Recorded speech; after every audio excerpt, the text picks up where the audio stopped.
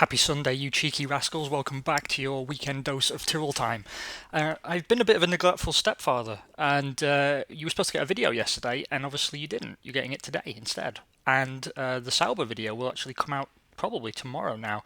Sorry about that, but I have a good excuse. Well, uh, I actually spent the weekend socializing. I was at a party completely filled wall to wall with psychologists, which, some people might say was the direction my life was always heading.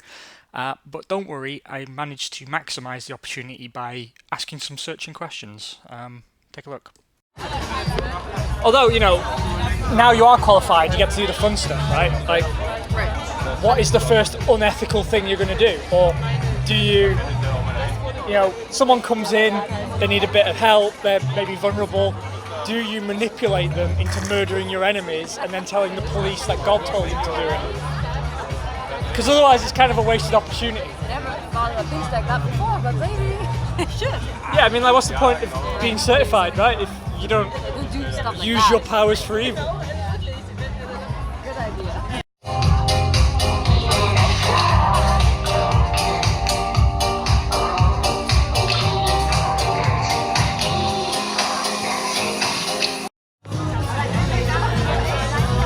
I forget, is it Charles Darwin or Charles Dickens, the one who had sex with monkeys?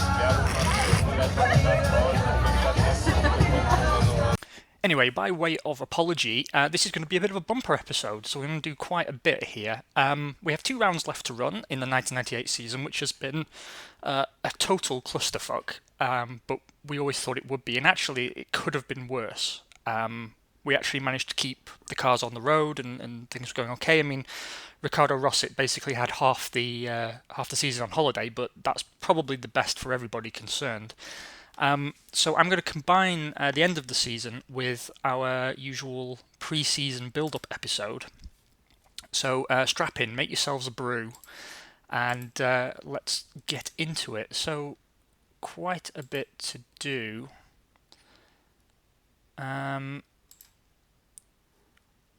So the 1999 car looks like this, means it's going to be crap, of course. No updates on the 1998 car. Our technology level is poor and will probably fall back even further. But we are working on our first driver aid, which is active suspension, which is the one that's going to provide the biggest benefit. The cars are pretty knackered, and we have one 1999 car available to us. It's fine if we end the season with only 2 built, but ideally we do need 3. Let's check the news really quick. McHackenen won last time out. Yep, we're focusing on next year, which we were from the start. I don't know why it's pretending that's something new. Excuse me. Bridgestone have entered into a partnership with Arrows. McLaren have a partner deal with Goodyear. A bit of a step down for them. Minardi have got a partner deal with Total. That's quite a coup. And Prost has a partnership deal with Ford. Benetton, Jordan and Sauber will pick up some sponsors. Stewart have stolen PIAA from us, but we weren't really trying to keep them. Speaking of the sponsor situation, let's have a cheeky look. So we have the Mugen Honda deal in place for 2 seasons, and we're working really hard now to get some extra bonuses. The first one's in place, an additional $250,000. What we really want is the ability to help with research and development. That doesn't mean we can give ourselves better engines, but what it means is we can redistribute points more evenly. The Mugen Honda engine, at least in the last playthrough I used them, because obviously the stats change, was actually quite low on power. Let's take a look. Yeah, so power and reliability are actually the weaknesses of the Mugen Honda, which actually doesn't reflect the reality, because the Mugen Honda units were super powerful. At least in 1999, maybe in 98 things weren't so good. But it is a fairly light engine, fairly robust, pretty good on the fuel, not the best, and it manages heat really well, so we shouldn't be suffering from too much power deficit in hot conditions. However, there's just not enough power or reliability there for me to be totally happy. The Ford units are very comparable, actually a bit better. So maybe we should have gone for Ford after all. What you'll notice is, though, this is the third evolution of the Ford unit, and Mechachrome have actually put out 2 updates this year, which is very surprising. And the Mechachrome units are actually looking pretty good, although they're still failing to deal with the rigidity of the engine, which causes a lot of rear wing failures. I'd actually say, looking up and down, the Ferrari, the Peugeot, and the Ford units are the ones I'd most be happy with. But actually, looking at this, we would have been alright to take a Mechachrome customer deal for a season. That said, we have saved a lot of money by going with Honda, so I think it was probably the right thing to do. And it was kind of the premise of the whole series. We're very, very close now to signing this Petronas deal. I'm hoping no one swoops in at the last minute and pinches them from us. We're also trying to boost our deal with Komatsu, which is a 3-season deal. We've got no bonuses on it yet, but hopefully we soon will. Let's check the staffing situation. We've got a real lack of talent in the commercial team. Our best guy has just quit, as you can see here. And there's not really much else available. Okay, the cars are in as good a condition as they're going to ever be. Why don't we dive in to Monza, where we're gonna suffer quite badly, I think. No setup points to spend. We're on the second evolution of the Ford unit. We didn't get the third evolution. That's something that you may not have noticed, but if we go back to... This is something we haven't actually covered before. So depending on your relationship with the manufacturer, what you'll actually see is that you can get priority or quick upgrades. And we are, if I remember where I'm supposed to be going, here. So if we look at the power units here, you see that? That's the third evolution of the Ford engine, which is better than the one in our car. And because Stewart are the works team, they have that third evolution engine. We only have the second, and we might not even get that before the end of the season, because our relationship with them... where's our current sponsors? Wrong screen. Our relationship with them is not good. It's 1 out of 5. We haven't really talked about these mechanics very much, but basically the game tries to incentivize you to maintain good relationships with partners, so it's easier to get better and better deals. And you do, actually. It is better to stay with one partner year on year and just keep bringing them along to hospitality and keep working closely with them. However, I've never really done that because, particularly with the cash sponsors, because I just get new cash sponsors. That does mean I'm leaving a little bit of money on the table, but honestly, it's better than constantly trying to waste your hospitality advantages on existing partners when a new, better deal could just be round the corner. We received no extra tyres this year either, which is kind of sucky.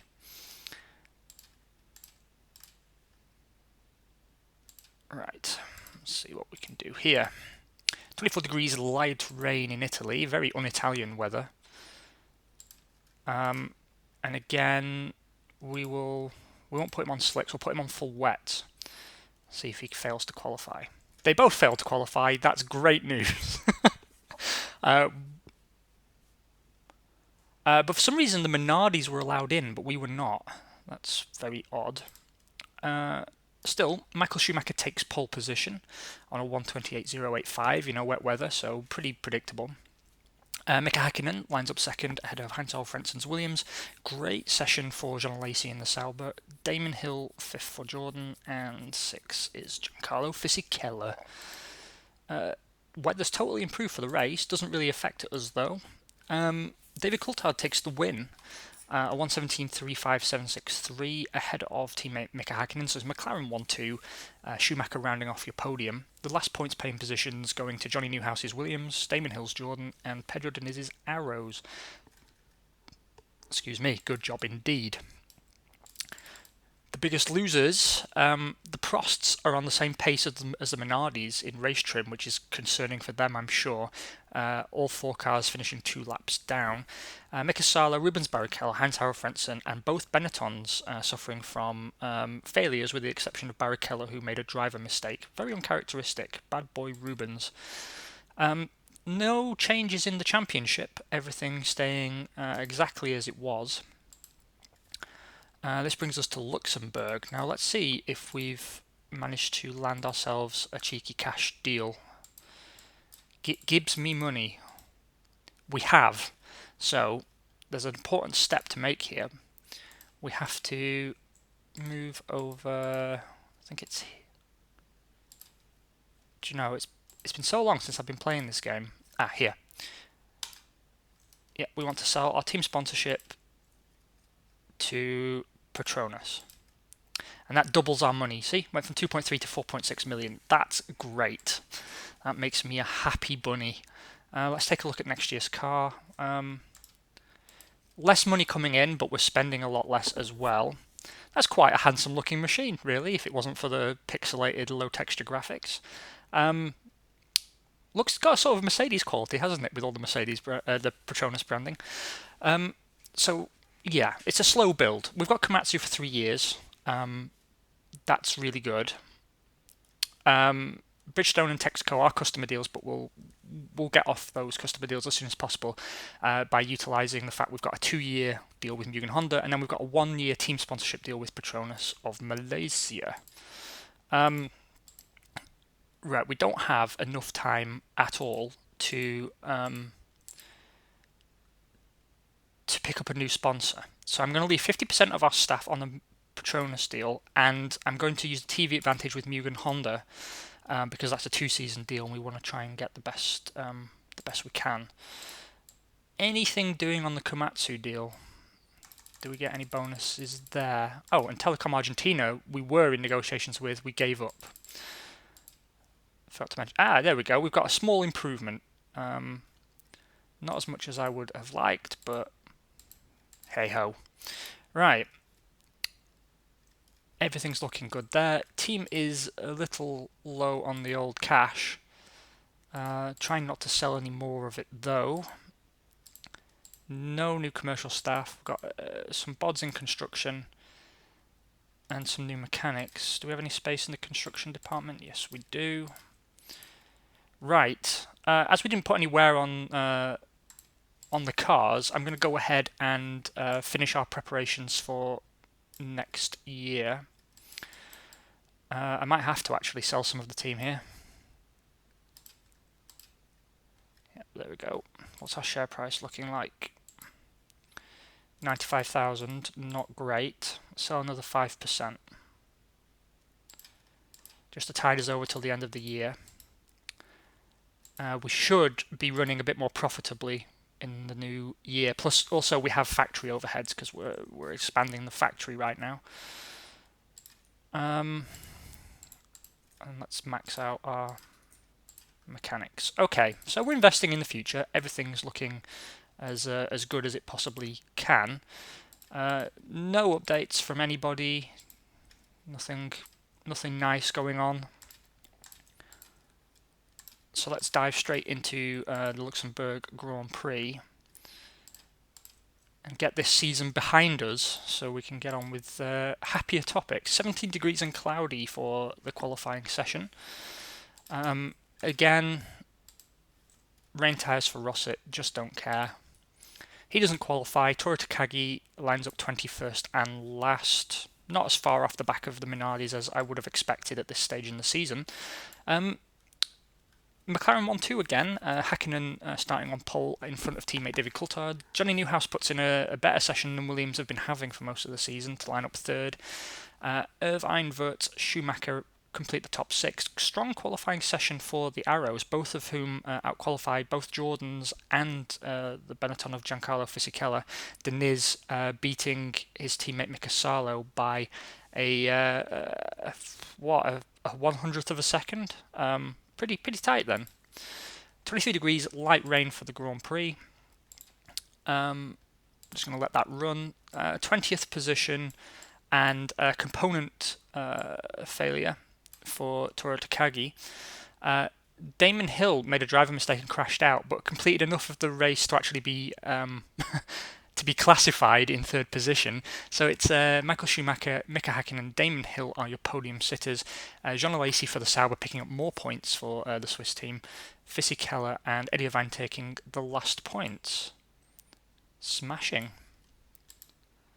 Mika Hakkinen still sits atop the Drivers' Championship, 95 points to David Coulthard's pathetic, tiny micro penis 59. He's 4 points clear of Michael Schumacher. In the Constructors, McLaren have walked away with it really, 10 points separating Ferrari and Williams in their fight for second position. Benetton have slipped slightly to 58. Sauber are catching arrows, 2 points in the fight for sixth. Okay, it's the last Grand Prix of the season. The team is very nearly broke, but that's okay. Let's see if we've improved things. No improvement on the Mugen Honda deal. No improvement on the Komatsu deal. No improvement on the Petronas deal. Nothing to write home about. We have, however, received the third specification of the Ford unit, which adds to its ability to manage heat. It makes it super light and it gives us a much more responsive power unit. That's good. Shame we can't use it very well. I'm not going to build our third car now. We're about halfway done with our active suspension system. We probably won't finish that before the end of the year.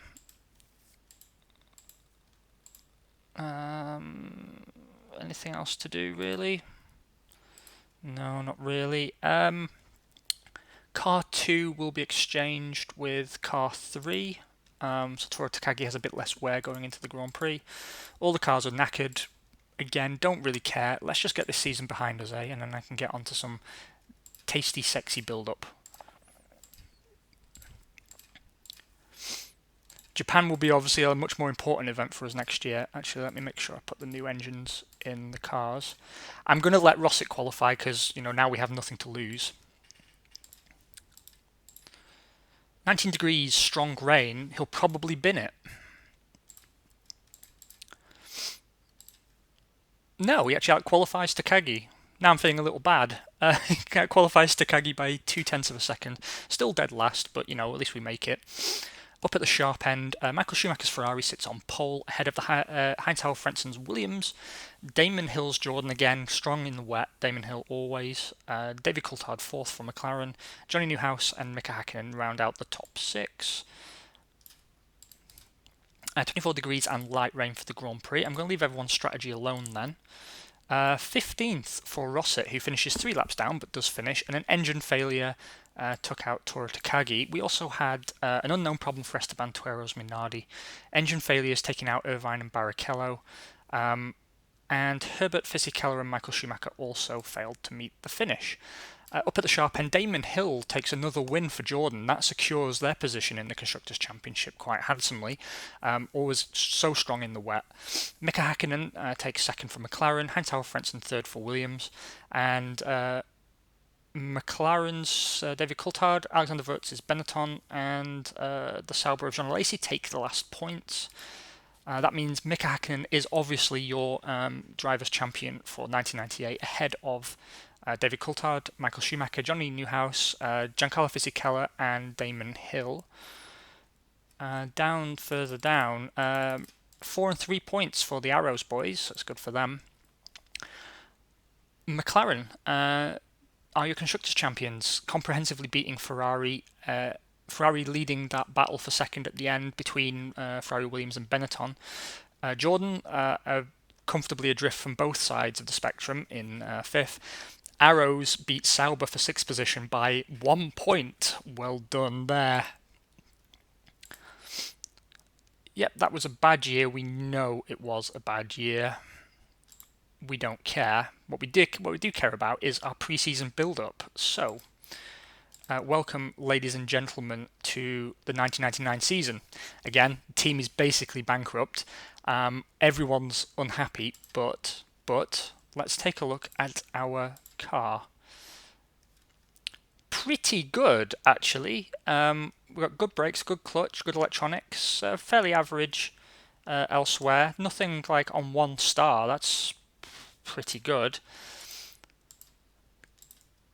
Taking a look at our power unit. A little bit of improvement over last year's model, but still suffering on power quite comprehensively.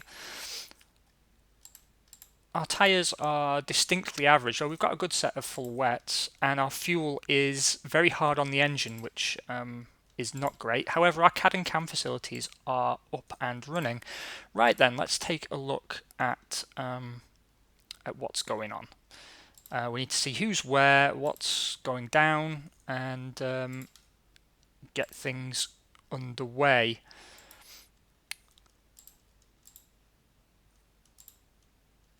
I've forgotten where I'm supposed to be looking for all this stuff. God, it's been so long since I've done this. Yeah, it's not this. Obviously. Not that either. Not that either. Nor that. You're about to start hearing some drilling from upstairs. I apologise in advance, but they do this to me all the time. Why have I completely forgotten how to do this? Oh, that's right. I know where I'm supposed to be. Here we go. So, let's start with engines. So we have Williams and Jordan both on Works Mercedes-Benz power. Ferrari have also taken a partner contract with Mercedes-Benz. Big news for Minardi taking Works Ferrari power. Stewart will be partnered with Peugeot. Mugen Honda partner with us. McLaren taking the Works Ford contract with partnerships for Prost and Sauber, and Benetton stay with customer Mechachrome engines. Also in 2000, Arrows taking Hart engines for whatever reason, and that also is a 2-season deal. That's quite surprising. Looking at the tyre situation. Williams and Benetton have the works contracts for Bridgestone, the 2-year works deal going to Benetton. Prost, Arrows take the partner deals, and the customer deal goes to us. Meanwhile, Goodyear have a works deal with Ferrari and Jordan. Jordan are in a very strong position this year, 2 works contracts. Sauber have a 2-year partnership deal. Minardi have a 2-year customer deal, and 1-year partner deal for McLaren, and a 1-year partner deal for customer deal, for Stewart. In terms of fuel, Ferrari and Williams take the works Shell contracts. Jordan have a 3rd works contract with Mobil. Then we are a customer of Texaco. Arrows are a partner. Agip have no spare contracts for next year because they have signed 2-year deals with Stewart and Prost respectively. Stewart as a partner.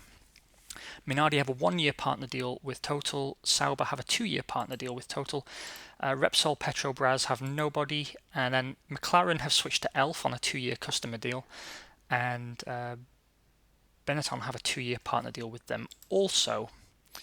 Very interesting indeed. Alright, let's take a look at the driver situation as well, shall we? See who's driving where this year.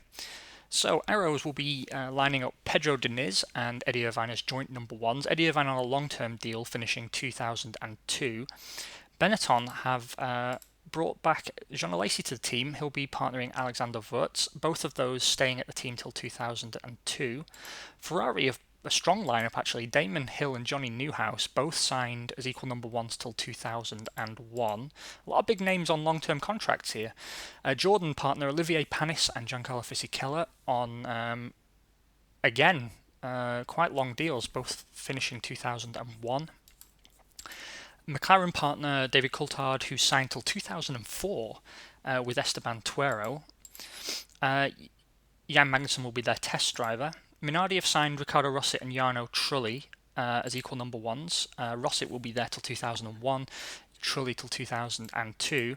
Frentzen and Ralf Schumacher team up at Prost.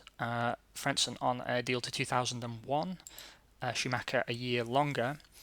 Meanwhile, down at Sauber, Rubens Barrichello steps in as a new number 1 at Sauber on a deal to 2003. Mika Salo has a 1-season deal as their number 2.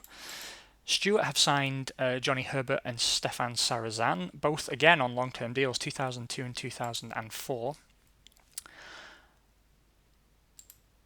We have Shinji Nakano and Toru Takagi in an all-Japanese lineup until 2002. Williams have Mika Hakkinen and Michael Schumacher. Michael Schumacher is retiring at the end of this year, and Hakkinen is only on a 1-season deal. Williams are going to find themselves actually with very, very poor options for next year because all the big names are signed up, really. Predictions, I'm going to say that either Diniz and Tuero for one seat, and Mika Salo will probably go to Williams unless they retain Mika Hakkinen, which would be the sensible option at this point. Any new pay drivers in the market? Normally there's a big paying pay driver at some point. No, apparently not. Never mind. So those are your runners and riders for this season. We don't have much to worry about except in our design department, where we need to replace this guy immediately, and I'm thinking about Mike Coughlin, to be honest, because our Japanese guy here has he's lost a point over the year, but maybe we stick with him for now. Otherwise, we're 2-star across the board, which does suck, but we'll do what we can with that. First race is a flyaway race, going to cost us quite a bit of cash monies. Join me next time out then, where we start setting about the business of getting this team up and running and back on its feet with our new all-Japanese flavour. I hope you have an amazing Sunday. Do take care of yourselves, guys, and we will speak tomorrow. Bye-bye.